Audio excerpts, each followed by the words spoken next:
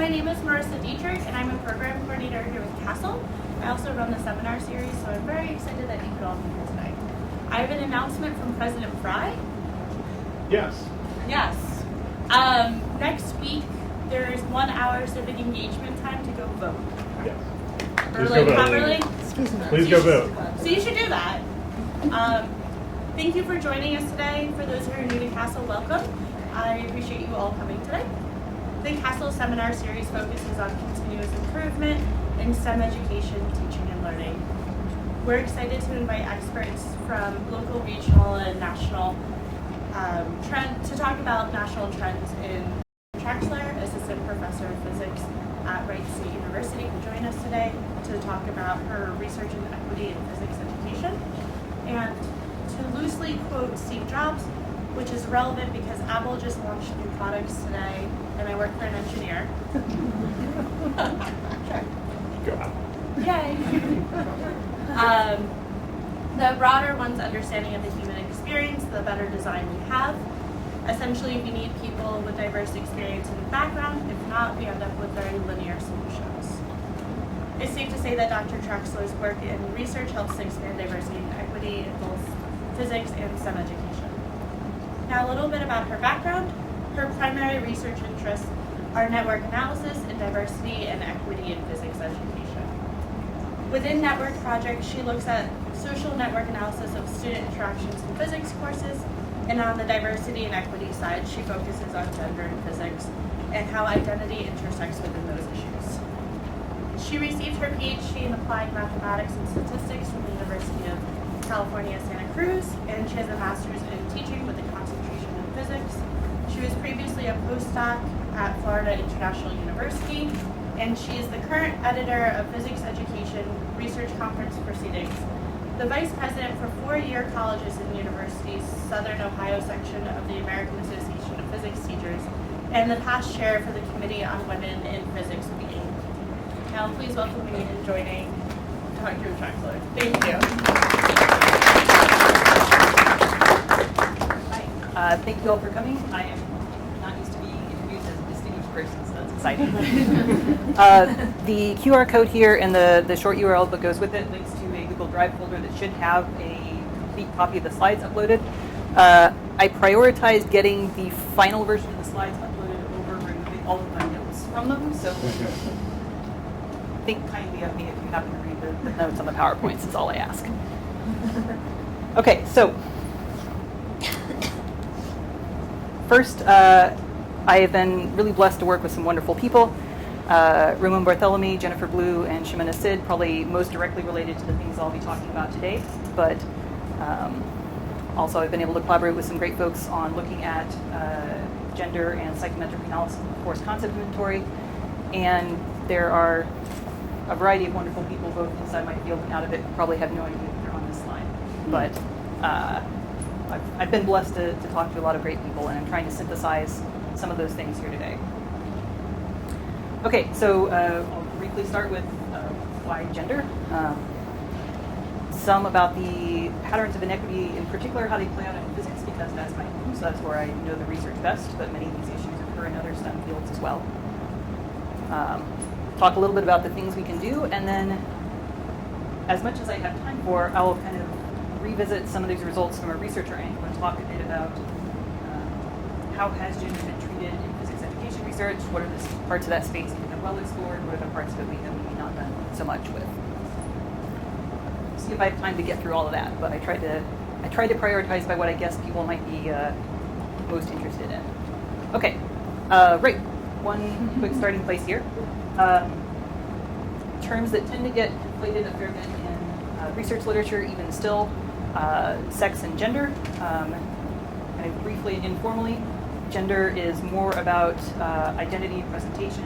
It might be related to clothing, speech, mannerisms, biological sex, and has been used as a kind of to mean the same thing as gender in research for a long time, and that's starting to change, but is not all the way changed.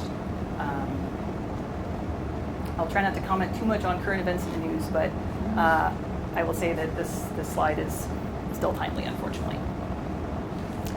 Okay, so why am I here talking about gender? subtitle of this slide being one of the sort of not necessarily ill-meaning things that I sometimes hear in these conversations in departments. And maybe there just aren't that many women in physics because girls aren't that interested in science or in physics in particular.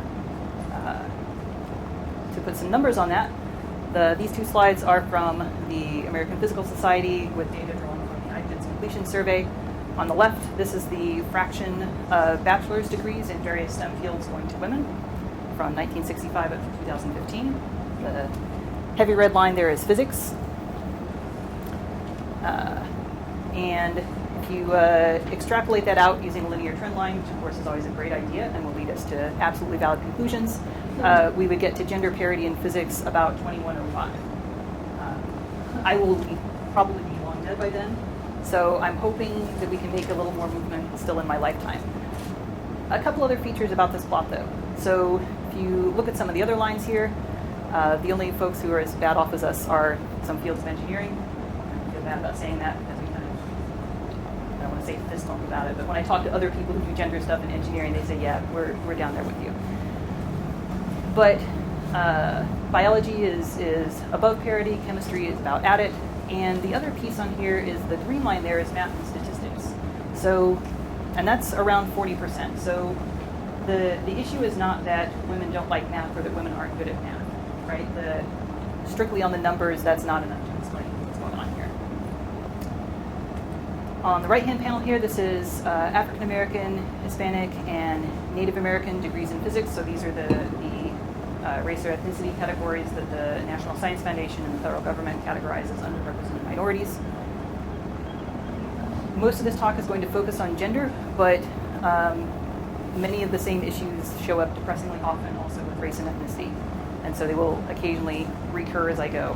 But there's a lot more to say about that I won't have time to say, but I wanted to acknowledge up front that these are often very interlinked issues.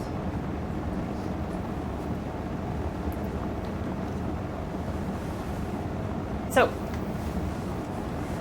why do we care about this? There's many arguments you could make. I'm stealing here from a speech by Shirley Tileman, who was president of Princeton at the time. Excuse me, I'm sorry, we're kind of under vents back here. Do you mind speaking up just a little bit? Thank you so much. A little bit of trouble here. I will try to do that, and if I flag, let me know. That's fine. Yeah, I don't think we can turn the back on. Sure thing. Thank you. Thank you. I do not have a natural theater voice, so remind me if I flag in the middle. Okay, so one argument is any scientific field or any field of inquiry in general that is not drawing on half or more of the population is probably missing some really talented who are in that half of the population and are not contributing their ideas. A kind of related argument to this is that if you broaden the range of people who are participating in a science, you may in fact broaden the range of problems under investigation. It's not guaranteed, but historically it is a thing that has often happened. This is one of the places where physics has it the worst, the third reason here. As the mismatch between the demographics of your field and the demographics of the population grows, your scientific field starts to look increasingly anachronistic. It's difficult to argue that you're doing the cutting edge of research that could be done in the entire universe if your scientific convocation photos could have been taken 100 years ago. So this is also not great. And the fourth reason here, finally, it is simply unjust for a profession to organize itself intentionally or unintentionally in such a way as to exclude a significant proportion of the population.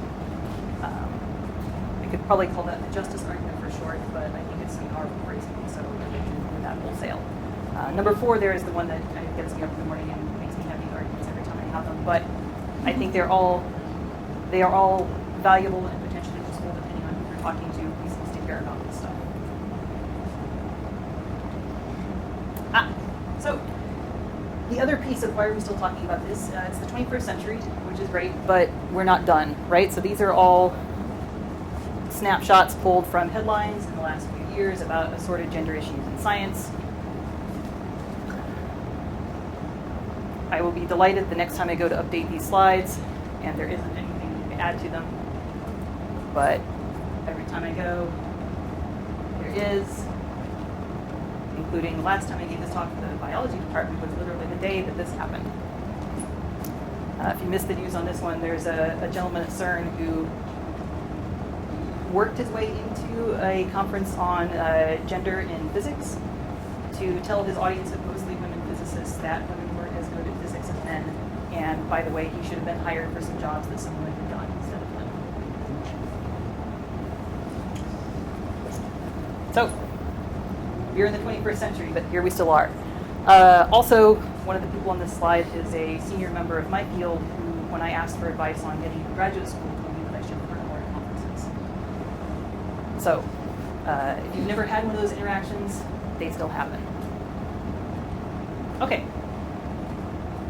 So, next I'm going to talk about what we think we know about some of the mechanisms behind this.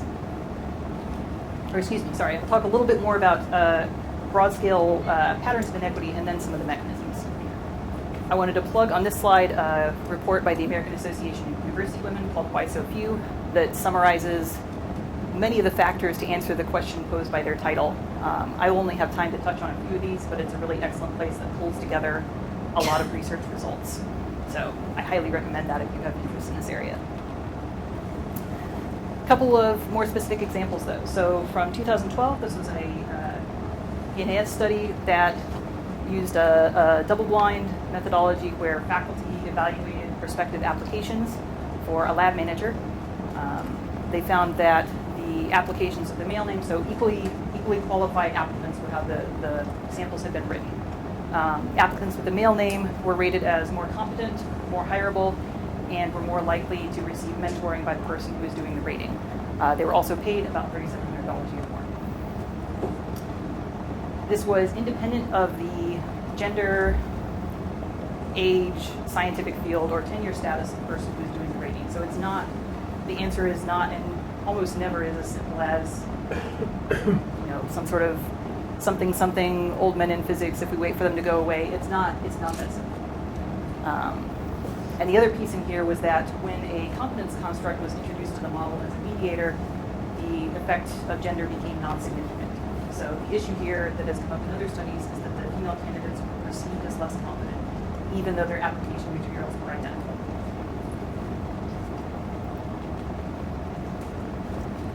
Other pieces. I know we have some grad students in the room. Some news. I won't necessarily call it good news. Your time to complete your doctorate, on average, is in some sense predictive of your future salary. The longer it takes, the less money you are likely to make in the future. Again, this is not necessarily saying for any one person in this room, but as a broad-scale trend. So time to PhD correlates with salary in chemistry and physics. It does not correlate with your salary or in chemistry and physics does not correlate with your past academic success, with measures of research independence, and with measures of scientific output. So in other words, a number of things that are essentially out of control of graduate students can cause them to take longer to get their degree, and that can have, on average, a disadvantaging effect on their future salary. This slide is in this talk because when the researchers disaggregated by gender, they found that those things I just said were mostly, on average, only true for men. Women get to enjoy this line here, and it takes about 7 years before taking a long time on your PhD will, on average, hold the salary of a male candidate down to where women are pretty much the entire time. So that's not great, right?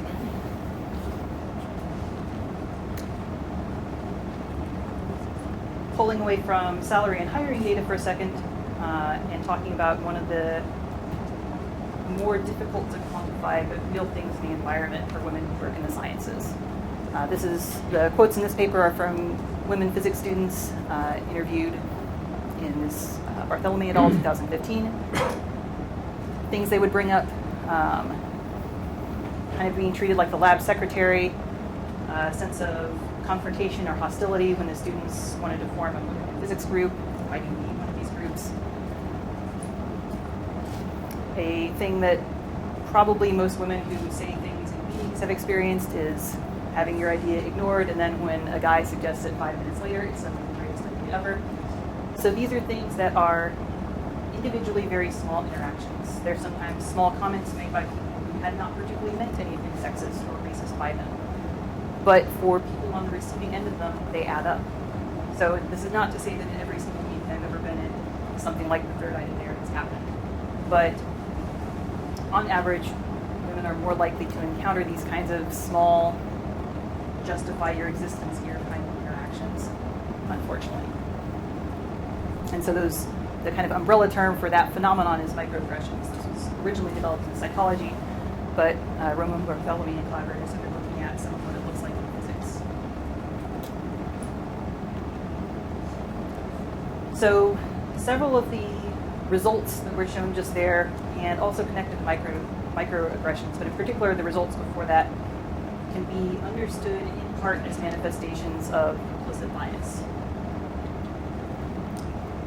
So, if you do a Google image search of the word scientist, you will not necessarily get this identical thing because Google knows who you are and where you live. But you will get something fairly similar to this. So if you take a look at the slides here, you'll see a lot of white lab coats, a lot of beakers of some sort of liquid, usually green. I'm not sure why that's the preferred color for chemistry. Maybe a chemist can tell me. There's some people down here, like, I think of this guy as being the postdoc who probably needs to go home and get some sleep. There's a lot of kind of Einstein hair going on. But there's some other trends, right? So they are mostly men. They are mostly white, disproportionately so in both cases. And this actually mirrors something that you see if you ask school children to draw a scientist. So there's this thing, the Draw a Scientist test, going back some decades now.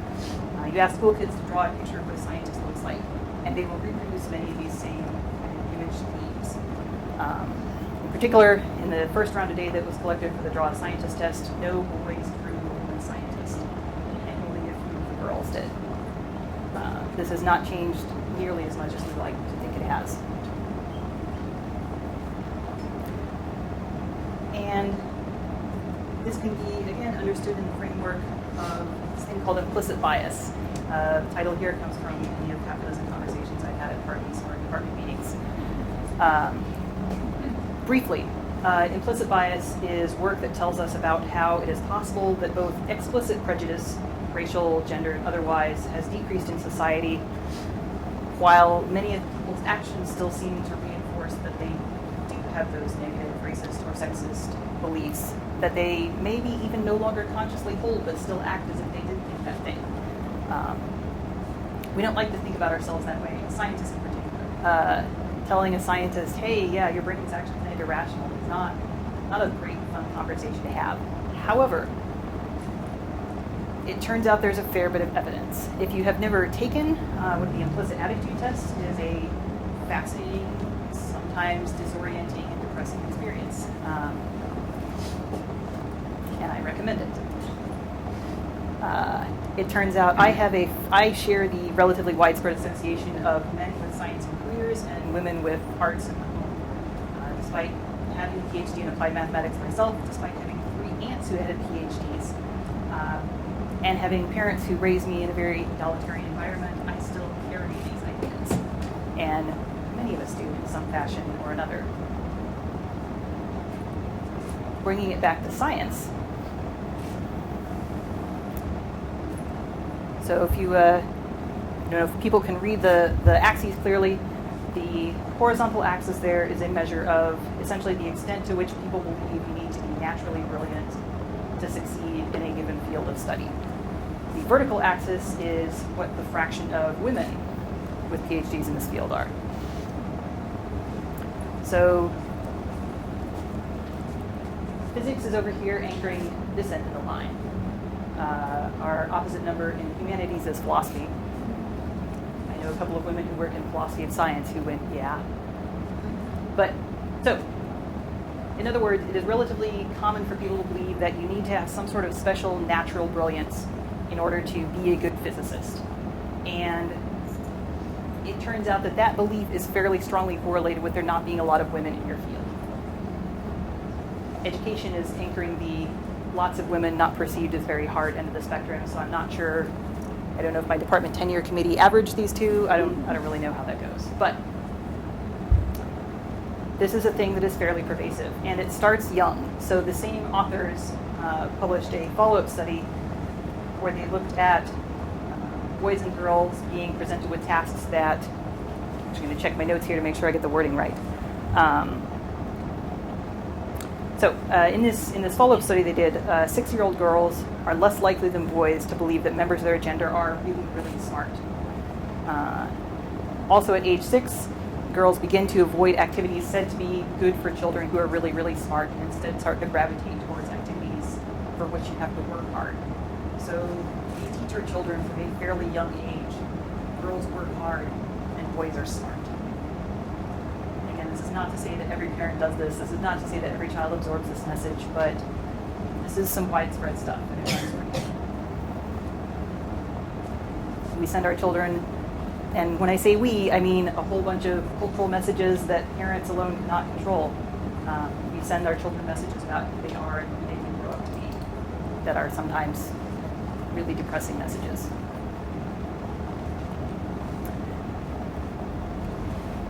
Back in the realm of science careers for adults, again, I don't know how well people can see the language, but briefly, if you look at recommendation letters, so these are drawn from a study done of chemistry and biochemistry job applicants for a faculty position.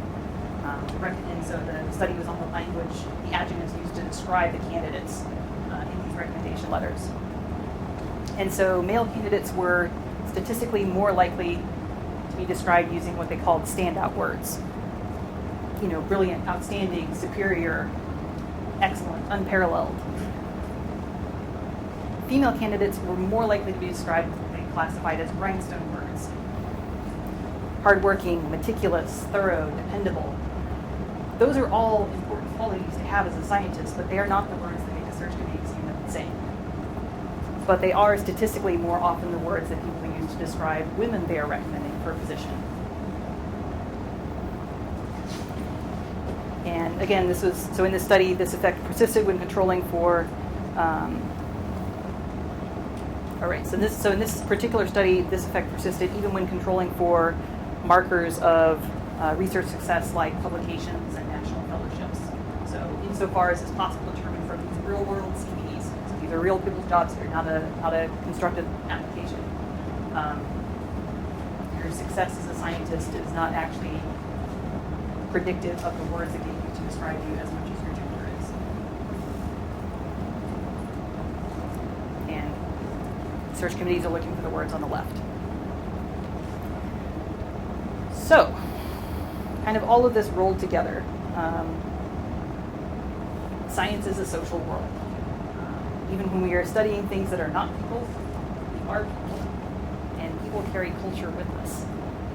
I'm not even going to say that's bad. I mostly think culture is really great. But if we buy into the idea that we can make totally rational decisions, and therefore, because I'm a scientist and I'm rational, I cannot be influenced by something like sexism, because that would be irrational.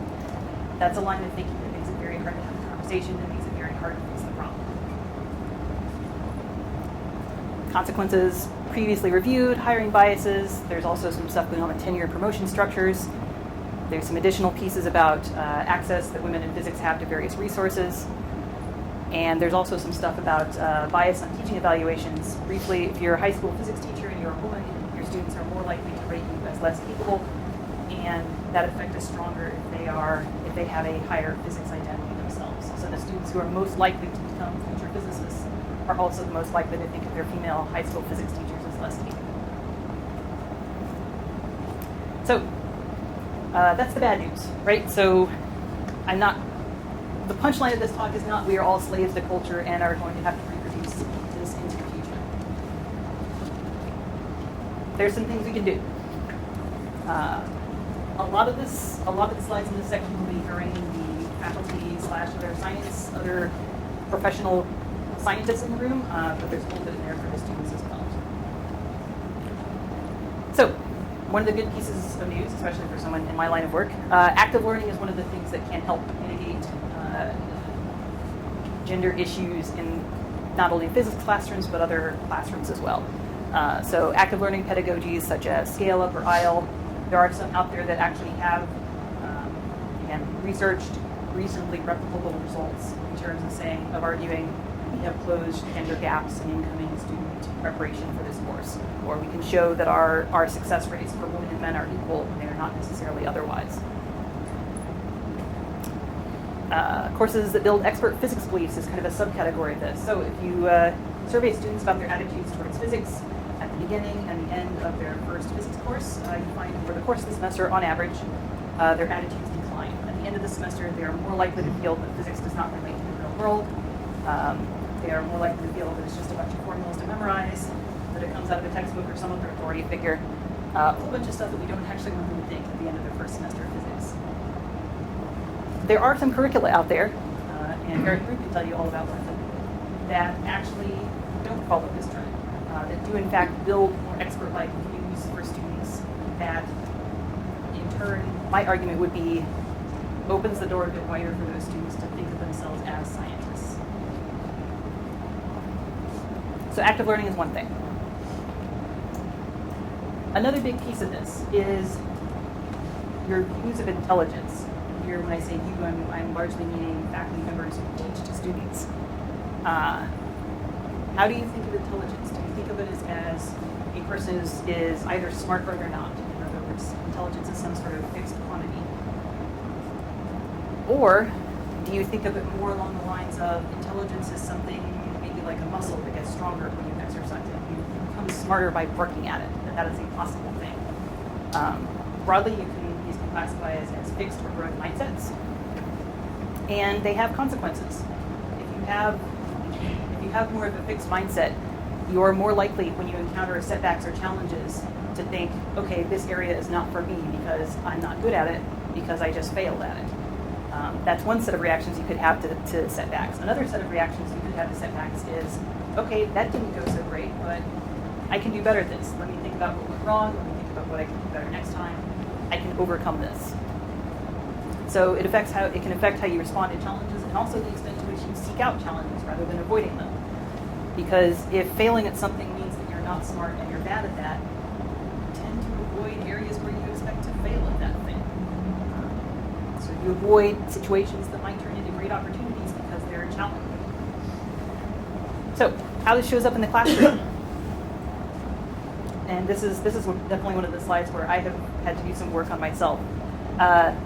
Emphasize hard work over effortless brilliance. So there's stories we love to tell about this or that Nobel Prize winning scientist and how they walked into their graduate quantum class and did all the problems the first day. Those are lovely stories, but they also tell students that's who physicists are. You're never going to be that special. So why are you here?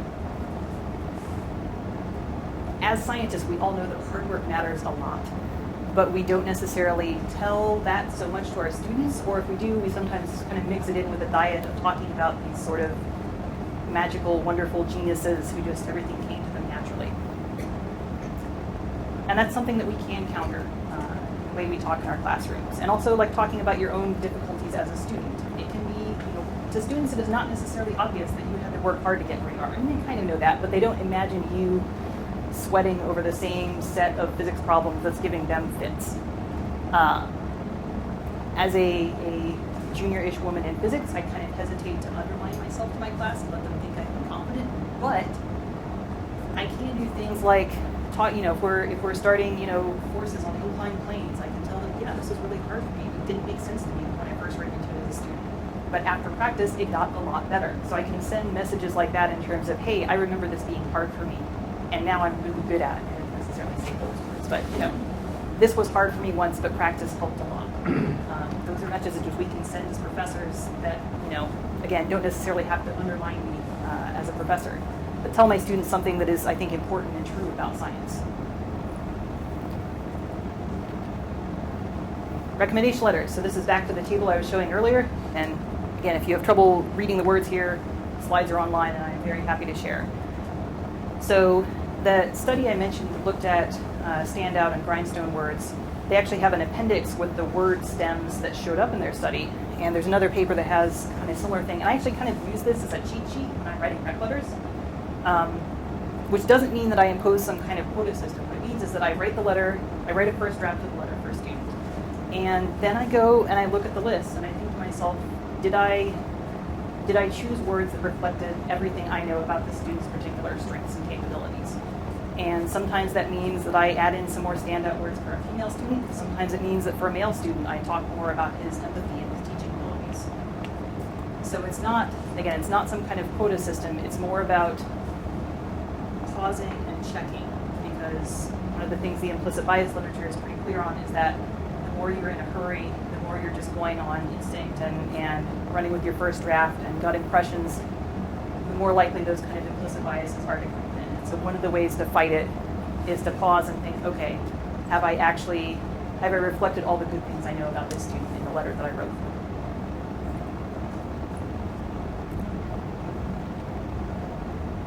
Broader issues of department climate. So policies around things like spousal hires, family leave. Do your departmental policies construct your university such that a person must come with no encumbrance and a full-time work-at-home spouse in order to make it through your tenure system? That's going to make it hard to retain a lot of great people. And students will notice some of these things. If they see that their professors are spending all day, every day, all night, all weekends in their offices, some people will find that an attractive lifestyle, some people not so much. And I would argue that it's not necessarily a healthy or attractive lifestyle for a lot of people. Student relevant seminar topics, things like how to go on the job market, postgraduate opportunities, stuff that isn't necessarily targeted at the optical pleasing specialist in your department. That's a great talk to have too, but also make some things in there for the students. There are other resources that are available. Some professional societies offer site visits to kind of evaluate department climate and structures. There's some self-assessments available. There's implicit bias training available.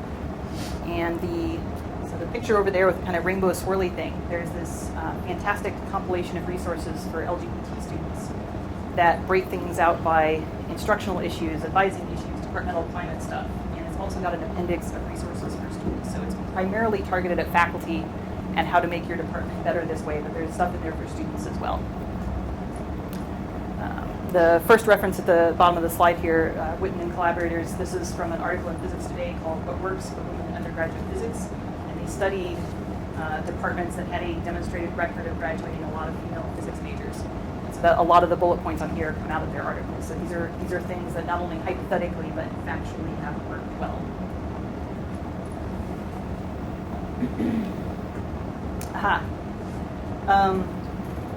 I have some feelings about the GRE. The chart here is looking at the first through third quartiles of scores on the graduate record exam quantitative portion. People probably can't read all the things. The red rectangles there are physical sciences, yellow is engineering, green is life sciences.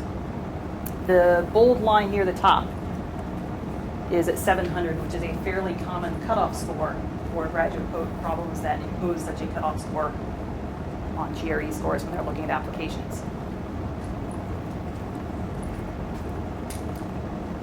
This section of the chart is looking at race and ethnicity. This section here is looking at gender. So Asian American, white, other Hispanic, Mexican American, Native American, Puerto Rican, African American, and then men and women. So the punchline here is I'm not saying that the GRE was constructed as a filter to keep women and minority students out of graduate school.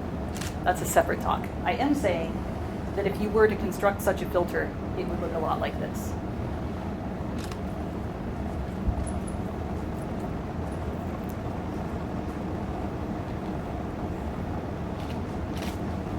Following up on this, study of students who are part of the American Physical Society's Minority Bridge Program. So these are students who at one time had opted out of the process of applying to a PhD program in physics. When talking to them about why they decided not to apply, the most frequently named factor was the GRE. Various facets of that, the expense of taking it, expense or lack of access to prep courses for it, high stress level involved in taking it, getting a low score, deciding that meant you probably weren't going to get into any programs, so why bother applying? Over and over again, both the general and subject tests of the GRE come up. So it's not so much whether, but how many talented students are opting out of your program. Your physics program relies on the GRE. A couple of follow-up studies here. Potvin and collaborators in 2017 interviewed faculty who are part of the graduate admissions process. They found about a third of the schools had an explicit cutoff score on the GRE, and many other respondents they talked to who said that their department did not have a cutoff nonetheless described practices that effectively were a cutoff. So even if it wasn't formally on the books, the practices they described amounted to an informal cutoff score. Another one in here for the students. I don't know if this applies to anyone here, but a resource faculty can also give to your students. That link there goes to a Google Doc that is a database of physics and astronomy graduate programs in the United States and what use they make of the physics GRE subject test. So in other words, do they require it? Do they allow it? Do they recommend it? Do they not require it? Do they not accept it as part of an application? So this is a database that's out there. And it's a database that I show to some of my students every year when their GRE physics scores come back. And they come into my office and they can call up the physicists. I wasn't expecting to get emotional here. One of my students took the physics GRE this weekend, and I'm already dreading this conversation because it is so hard. Okay, sorry about that. The last study here, Sure and collaboration in 2017, was again interviewing faculty who were part of graduate admissions committees. In that case, all of the interviewees were people who were part of programs with a stated emphasis on diversity, who were interested in increasing the diversity of their applicant pool. And they looked at fixed and growth mindset indicators amongst those faculty. And they found that almost without exception, that faculty basically mostly had a mixture of those traits. So they would say some things that indicated they believed in the potential of their students to grow. They would also say some things that indicated phrases like blue chip students or the cream of the crop. These ideas about selecting out the best people rather than creating an environment where people have the chance to show their potential.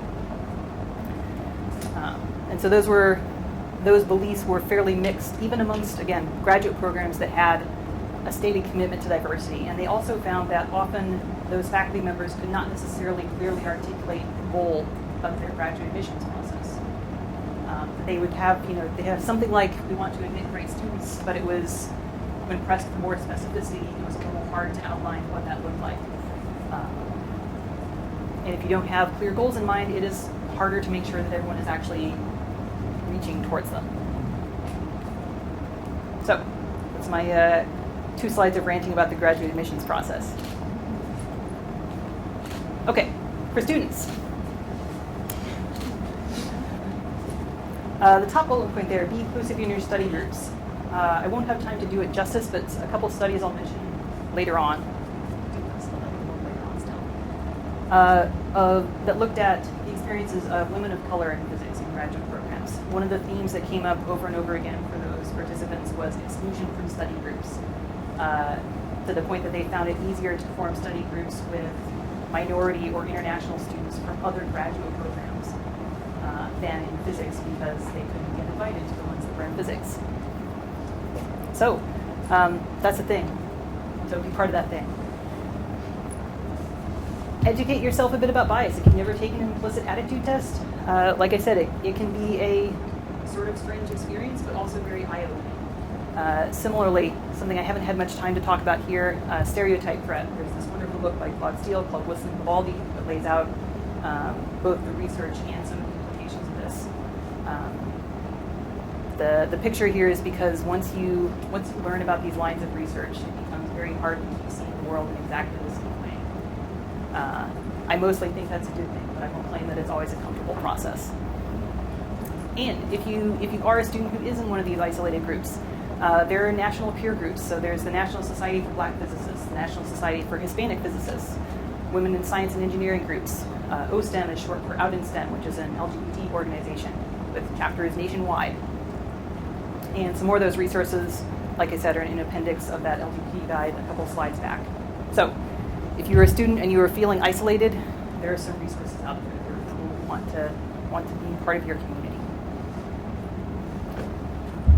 All right. Also, I forgot I put this slide in here because I'm usually not giving this talk right before midterms. I should probably leave this slide on the talk forever, though, because it's important. Vote like it means something, because it does. All right, I'm now going to put my researcher hat back on a little bit more. So a lot of the things I said on previous slides were kind of summarizing results that other people have been talking about in some cases for decades. Some of it's much more current, but this is me kind of zooming in a little bit more on the physics education research community and what some of our contributions and priorities have been in this area. So a lot of gender-based physics education research could be broadly grouped under these kind of headings: development and performance on standardized instruments such as the force concept inventory, the preparation, interest, and retention of women in physics, and the effects of reform pedagogy. So the third point there, I referenced a couple of studies on the slide about active learning. I'll say a little bit more about the other two here. So concept inventories, the force concept inventory was one of the first of these. There's now assorted others, the force and motion concept inventory. There's instruments in electricity and magnetism. There's a variety. If you've never taken the FCI, the problems in there are mostly they're things like cannons, planes, hockey pucks. Also, there is a fairly well-documented, fairly pervasive gender gap, where on average, female students do not do as well on the FCI, either pre-test or post-test, even in sometimes very active learning-based classes. Laura McCullough did this fascinating study where she took the FCI and essentially inverted the stereotypical gender context of all the questions. So instead of being about hockey pucks and cannons, they're now about shopping and cooking and jewelry. And if that sounds weird, you should hear it being discussed at a graduate journal club meeting with a bunch of women in physics graduate students in the room and having all kinds of feelings about this. In that study, they found that the gender gap closed. So the women students did not do any better than the students who had taken the regular version of the FCI, but the men did worse. It's almost like language can be alienating in some fashion. But so kind of the takeaway there is that the context of even the physics problems we ask matter. So two problems that look totally isomorphic and identical to a physicist who reads them, first of all, don't look the same to our students. Anyone who's ever graded exams about Newton's laws knows that. But even the kind of flavor text that goes with these problems, it turns out is not totally without consequence. To pick on the force concept inventory a little bit more, it's one of the oldest, so it's got a lot of research attached to it. This is work that some collaborators of mine and myself did looking at item-level psychometric analysis of the force concept inventory. So when the FCI was developed, its properties had been variously evaluated in terms of classical test theory, item response theory. But if you do that in a set of classes where your population is 80% men, you have not necessarily validated that instrument for all students. You have established that it's pretty valid for the men in your class, but it's still an open question whether that's true for the women. And we had a few data sets adding up together to several thousand students and said, well, let's see what happens. And so the plot here is the classical test theory difficulty of items on the post-test for a high-gain section, a high-gain sample around 4,000-ish students. You might remember notes. But basically, questions that are equally difficult for men and women fall on or close to this slope 1 line here. These 5 questions here did not. They also show up as problematic in item response theory analysis, and those, along with several others, show up as problematic in differential item functioning analyses, which look at basically so differential item functioning stratifies your data by students who did approximately the same score-wise and says, for students in a similar score band, are there questions that are anomalously different for men or women? And these questions show up again there. And it turns out that when you take out these questions and a few others that the differential item functioning analysis flagged as being problematic, you take those out, about half of the gender gap goes with them. So, I don't know, there's a couple of physics professors in this room. I don't know if any of you give the FCI for credit in your courses, but if you do, check out the paper. Got a suggested subset of the questions if you're giving any credit out based on those scores. but we were able to do this in 2018. The force content inventory has been around since the 90s. A lot of these instruments were developed without checking for that kind of disaggregation by gender to see if the properties of validity for your instruments still hold.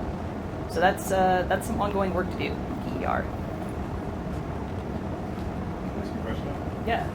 I find it interesting that there aren't any outliers on the side that are more difficult for female students, where there's the limited for the side.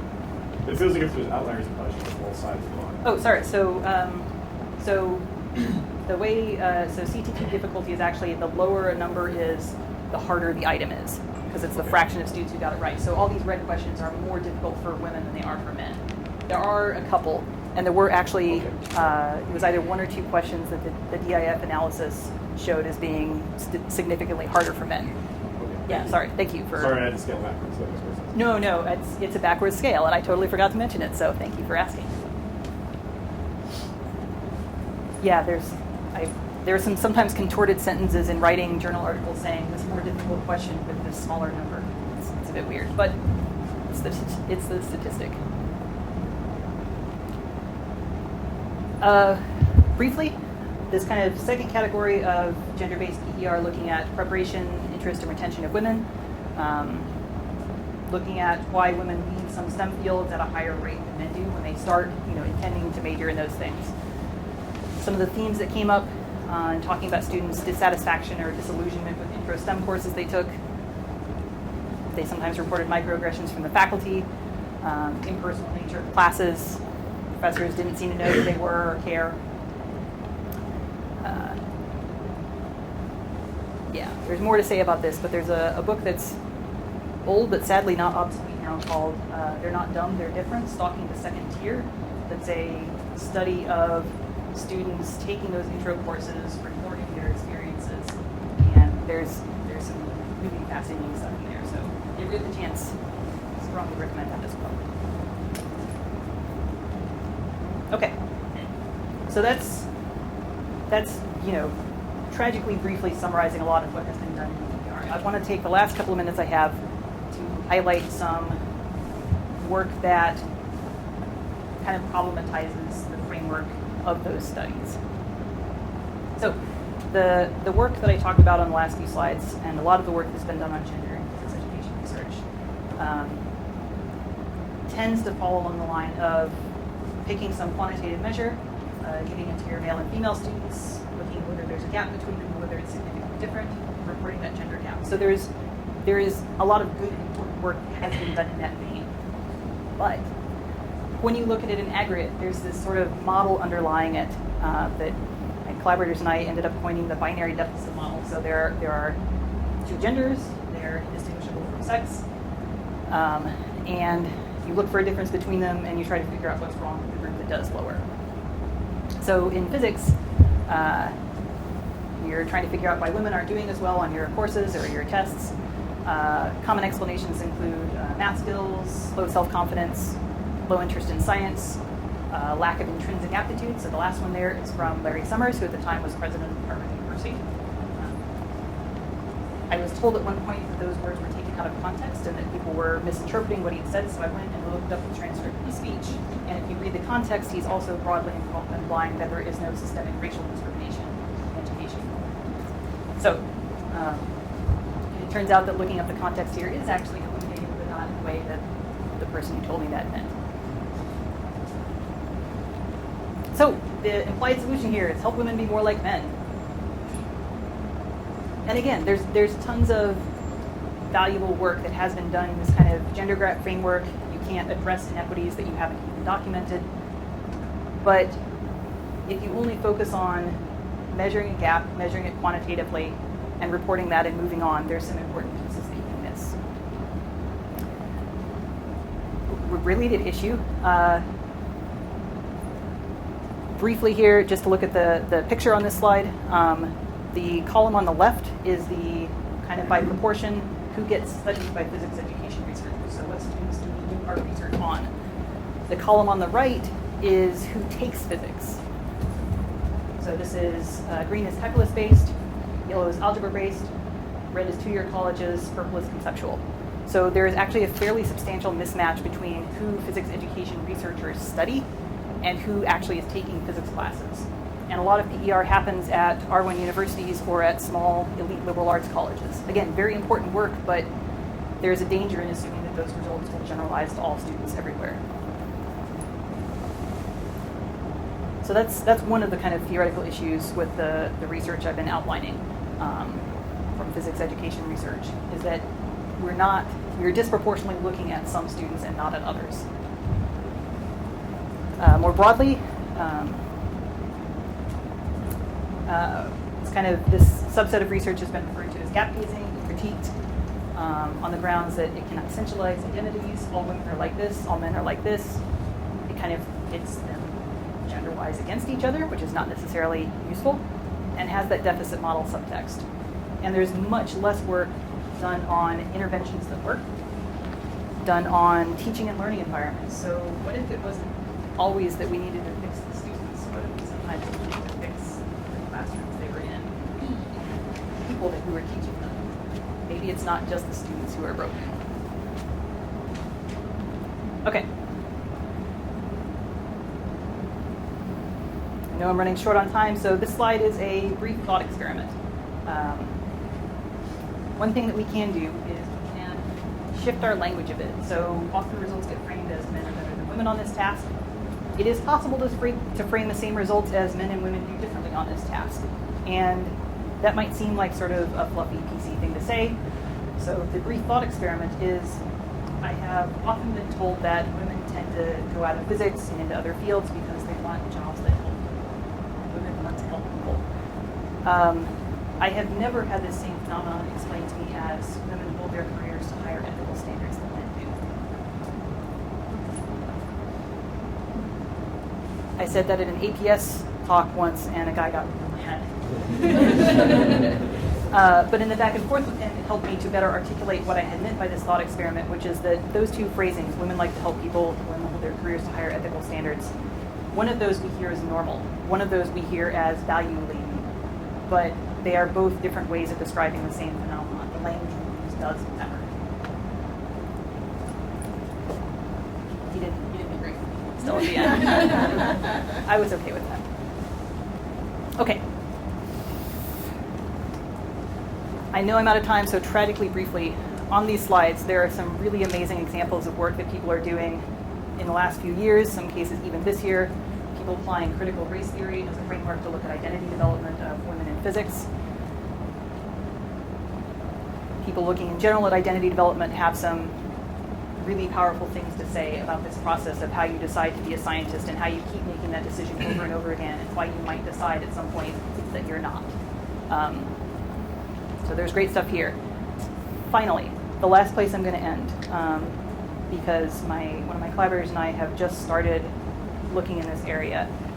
I've touched a bit on other identity groups, race or ethnicity. I mentioned some LGBT resources. One area where there has been near total silence in physics education is on disability in physics. So students or career scientists with disabilities. There's some of this work in higher education, so the Universal Design for Learning framework. There are some folks in geoscience who brought together a synthesis of instructional strategies, and they have some challenges with field work that they have put a lot of work into overcoming. Stuff on social construction of disability in STEM, someone here at Drexel. And finally, there's some work that is just starting to happen in physics. So this 2018 paper here is a group of people who are using the Universal Design for Learning framework to look at some active learning curricula and say how much of a match is there between these recommendations for accessibility and and the curriculum that we produce. Unsurprisingly, the answer is partial matchup, but people are starting to ask the questions now, and that encourages me. Okay. My real punchline here is a lot of why so few women in physics, a lot of it goes back to culture, and that's hard, that's slow to change. We have a lot of inherited frameworks for it, but there are both alternatives to theoretical frameworks for studying gender in physics, and there are specific strategies that professors, advisors, instructors can employ to help address these issues in their classrooms and their advising relationships. And I know I flashed a lot of references on here. I have many feelings and opinions about this stuff, and I know I tried to cram a lot into 1 hour. So thank you all very much for coming with me.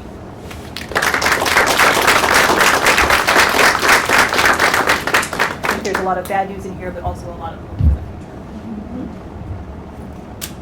Does anyone have any questions or comments? Just, as a grad student, we've kind of talked a little bit, going back to mission, the graduate mission side of things. And, I've seen the GRE disparity and stuff like that. Is there, and I know right after that, so this maybe partially answers the question we started talking about the first concept and how certain problem context affects that. But is there especially, is there any way to compare the disparity on the GRE versus the disparity just overall in performance in undergraduates? And is there is the GRE especially a problem, or is it reflective of the problem in undergraduate? So the GRE, the issues on the GRE are similar in both magnitude and in some cases in mechanism to some work that has already been done on like the SAT and other kind of gatekeeper tests to get into college. So stereotype threat, which I totally glossed over here and is a really important topic.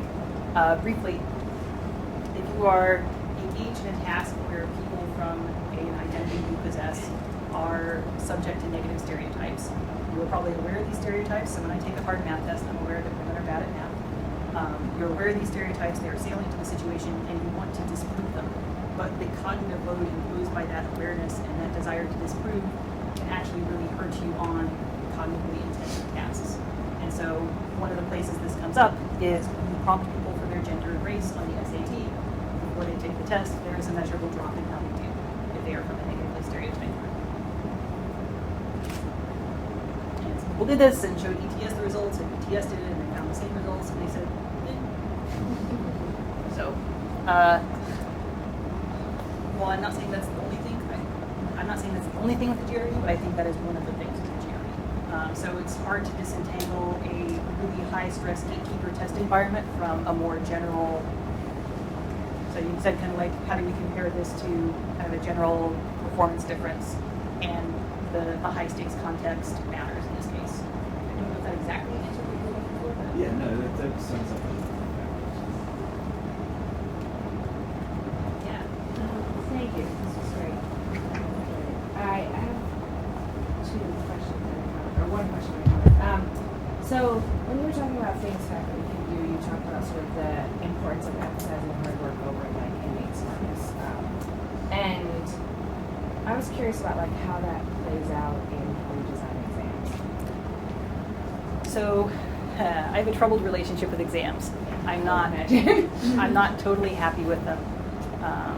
Really totally happy with anything in any of my classes. But The mark of a good educator. that's what I tell myself. At the class level, so not quite at the exam level, but at the class level, I set up my grade weighting such that there are a number of routes to success in the class. So I have colleagues who have 80% of their class grade come from exams. I don't like to do that for a host of reasons. Within the actual context of the exam, I give a mixture of problems. I try to give students pretty good scaffolding for the kind of thing I'm going to be asking them. My discontent comes from there's a persistent communication gap between the helpful things I think that I'm providing and how well it actually goes on the exam. So it's a bit of a negotiation every year. But for me, I think my exams mostly look like other people's exams. But I try at the syllabus level to make sure that difficulty on exams is not going to be the thing that kills you in the class. So that's my current compromise.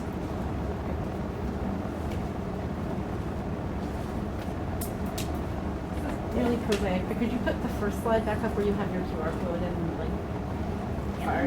Probably.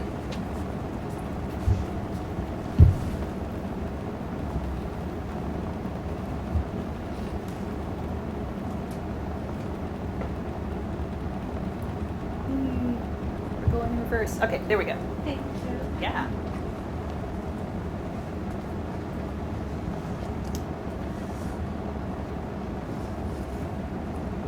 So as we teach graduate students how to think about the classroom environment and we think about these types of issues, are there specific things that we should really emphasize to help address the gender issues that we see in physics education and in STEM education more broadly? So say again, your target The audience. graduate students that we teach in this space about pedagogy. I mean, there's a pretty good chance you're already doing this, but if you're teaching about pedagogy, you know, put some of this stuff in there. I think that knowing about stereotype threat, that knowing about implicit bias are, for me and for many other people, they're kind of life-changing in terms of how you look at the world, and I think that that's important information for educators to have, especially since a lot of the people who are in graduate school, like, they may or may not have a lot of overlap in background and life experiences with their students. And so I think that stereotype threat and implicit bias are part of the toolkit for learning how to empathize and connect with students who may come from your same set of experiences. Question. So the harder group potentially to work with are faculty who have already been teaching and set up their courses. So have you had, are you doing anything to work with that group of people, and have you had any success on your campus if you are? I did faculty development essentially for my postdoc. And if I was to very briefly sum up what I got from that, it was that faculty often cared about this a lot more than I had naively given credit for. And also that I could not get any applications out of it. So I sort of stopped doing that for a while. Real job issues. I definitely don't have an easy answer for long-term culture change because that's really hard. I will say that I have learned a lot from the faculty development Center for Teaching and Learning people I've worked with in terms of how to approach other faculty as a conversation rather than me as education researcher trying to tell them what I think they're doing wrong in their classes that I probably haven't even been to. So my colleagues and I disagree about many things, but if I start the conversation on an antagonistic foot, it's basically guaranteed not to go anywhere useful. There's often something there to build on if I don't go in that way. If that makes sense. Yeah. I was actually curious about now knowing what you do with all the research on SEI and all the tests and talking about your personal tests for your courses. What steps do you take to try to counteract that bias in your own exams? So one of the things I do is I don't look at, so I grade exams by problem and I don't look at students' names when I'm grading it. I see them all when I'm grading the multiple choice, but there's not really a partial interpretive, do I like this student or not like this student thing. And then after that, they all get sorted and remixed in terms of how well people did on the pro. So like basically on any given problem I'm grading or I'm making decisions about how much I buy a person's reasoning, I no longer know who that person is. And that was something I intentionally set up that way because there's a documented gender bias. Used by habit, but I'm not some magical person that isn't subject to all these cultural effects. And so that's something I try to arrange my exams so that I don't know the identity of the person who's I'm grading. So that I'm not giving grades to students that I have to like or anything like that. That's what comes to my mind right now. I also would like when you're writing tests. Oh, when I'm writing tests. Oh, yeah. Okay, so when I started, I had my first semester I had 220 students in lecture. Well, 20-ish% of them were international. At the time, we had a very active scholarship program in Saudi Arabia. And I learned a lot that semester about words that are casual, everyday words for me that are not necessarily, if you do not grow up in the United States with their sort of cultural tropes and stereotypes. Like the word frisbee doesn't mean anything if you've never thrown a frisbee. So it's not the greatest choice for a rotational motion problem.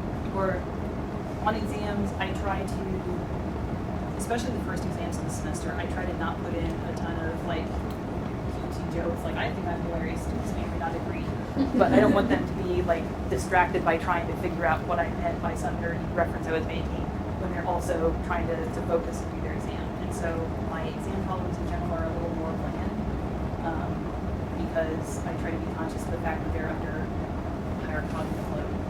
And I tell them every exam, I think I do a pretty good job of carrying this out, that they should always ask if they got any kind of clarification or interpretation question. The worst I will ever say is, sorry, I can't help with that. And so that has occasionally pointed out to me places where a question wasn't clear, but I thought it was. So I've gotten better since that first semester. I try to keep the cultural references to a minimum. Keep things kind of bland because they can't just go home and Google what I meant by velociraptors. Yeah. I don't know if I'm asking a question or trying to make a statement. So there's a looking down or less appreciation of women in the STEM careers. I'm in the School of Education, and there's a lot of looking down at teachers. Yep. And until we get, I was a physics teacher at a high school level, you have a doctorate, for years. And I went to meeting after meeting where I was the only woman, okay, with educators, high school educators. And it seems to me, that until we get more people, more women, and more minorities going into physics education, even at a lower level, than just the university level, this stereotype is doomed. That's just my personal theory. I'm not saying you're wrong. If the K-12 perspective still interests you, the American Physical Society is working, they're currently developing some materials under a project header, Step Up for Women, that's targeted at the places they have identified are some of the kind of turn-off points in high school for girls, high school and middle school.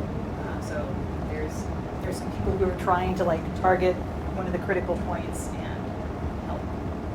It's an uphill battle, but I guess they all are in this area.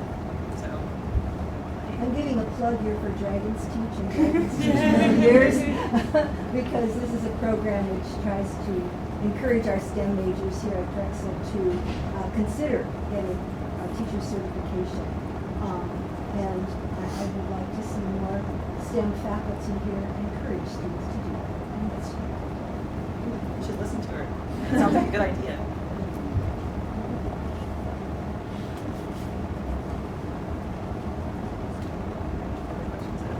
Trapped here if you all like desperately want to go. Yeah. How does physics compare to like math and chemistry? What way? Is there like a more equal percentage of men and women taking math, physics, and computer science? You know, like or engineering courses as compared to physics. So in terms of percentage of bachelor's degrees, math and chemistry are both doing much better than physics. Chemistry and engineering, not so much. Engineering depends a little bit on the field. So like civil or environmental have much better representation. Biomedical to some extent. Mechanical, computer, electrical are pretty much down with physics numbers wise.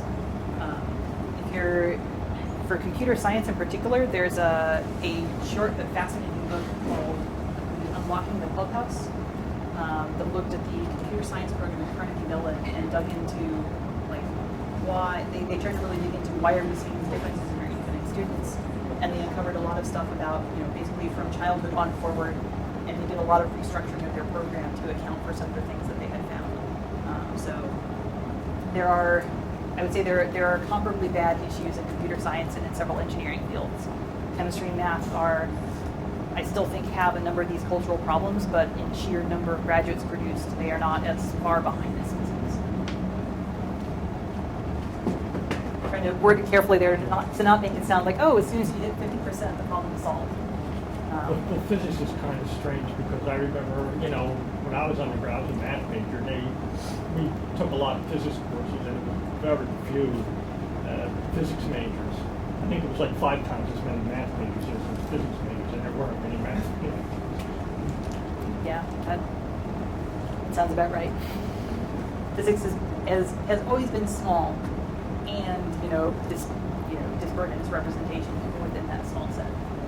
So there's for people who do work on Black women in physics, the Black women physicists who are their study participants, when you publish stuff, you protect the anonymity community of your participants, but I know some of these women, they joke about it with each other because they're like, there's 5 of us. We know who said this thing.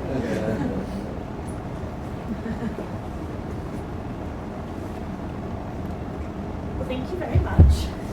Thank you all.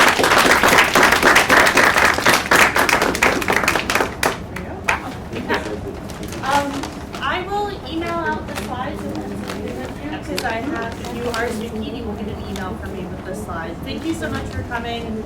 Please enjoy any coffee or tea or leftovers that's there. Thank you so much.